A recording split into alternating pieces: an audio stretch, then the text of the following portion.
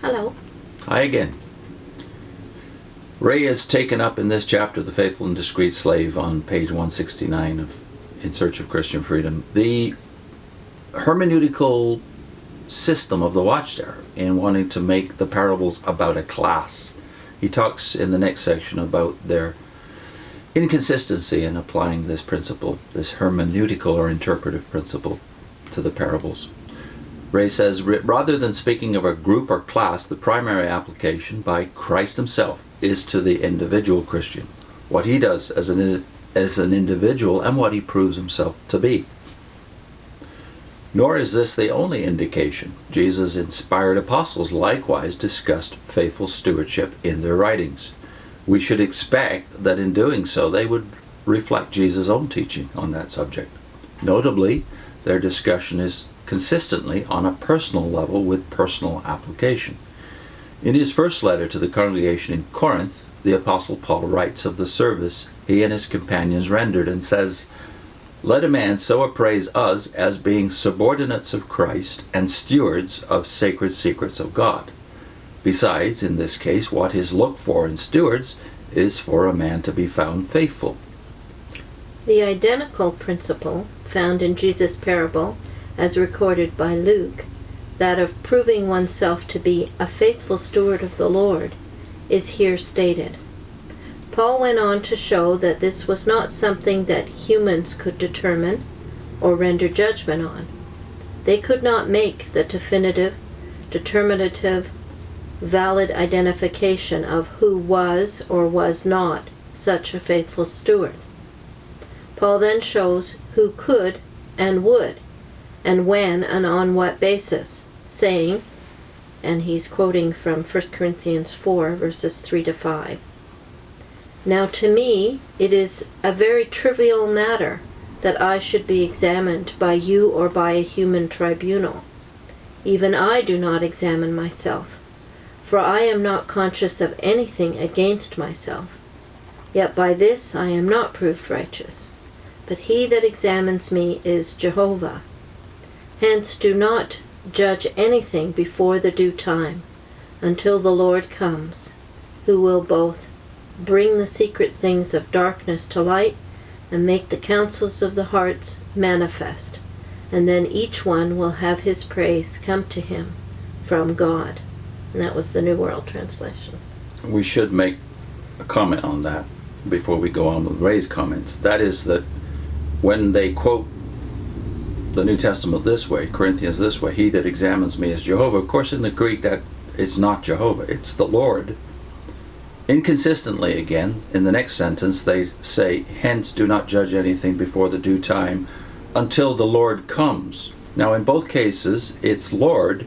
Why would they translate the first one Jehovah and the second one Lord? And it's evident from the context you're being arbitrary, because the Greek is the same word both times.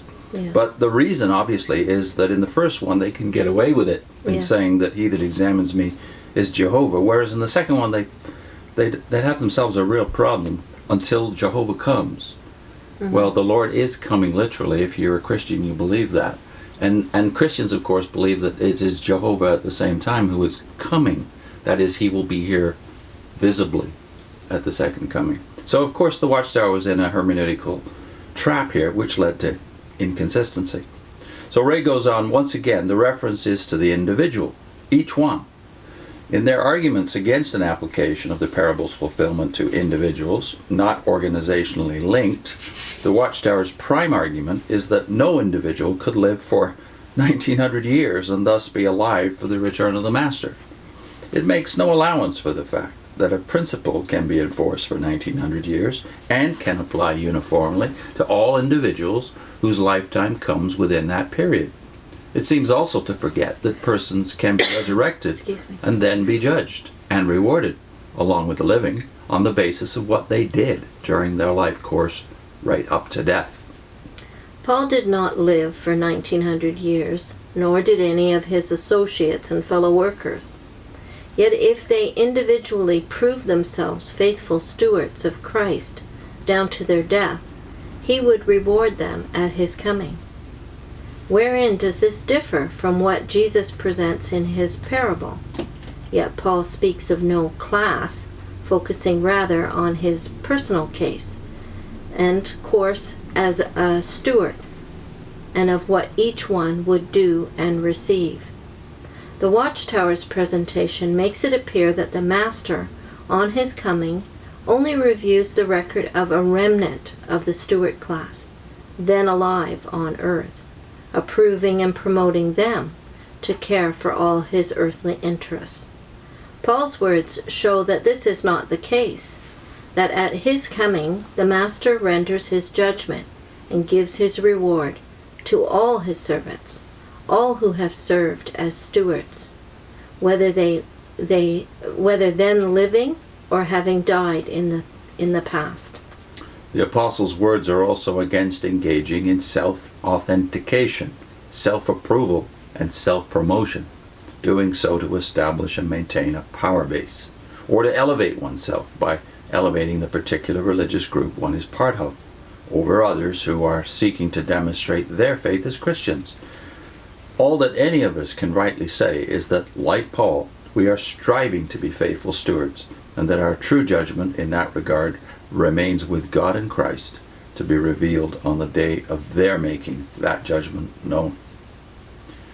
There's a footnote on this page, at the bottom of page 170, which reads, "As the parable of the vineyard," that is Matthew 20:1-16, also indicates, Christ does not reward persons differently on the basis of the time period when they engage in his service.